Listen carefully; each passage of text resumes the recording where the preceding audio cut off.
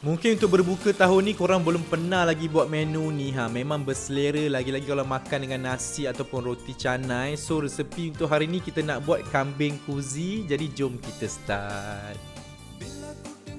Bismillah.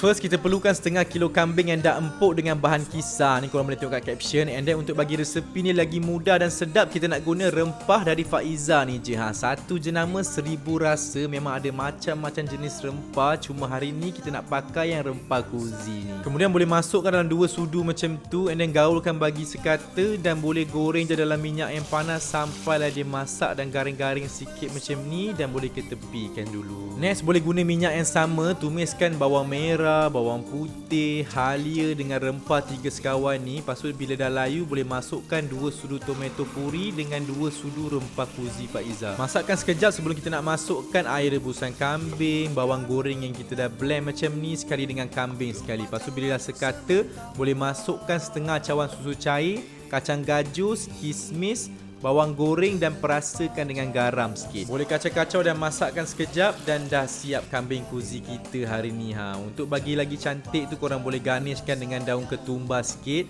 dan sedia untuk dihidang. So macam biasa korang boleh save dulu resepi ni dan try lah buat sendiri kat rumah.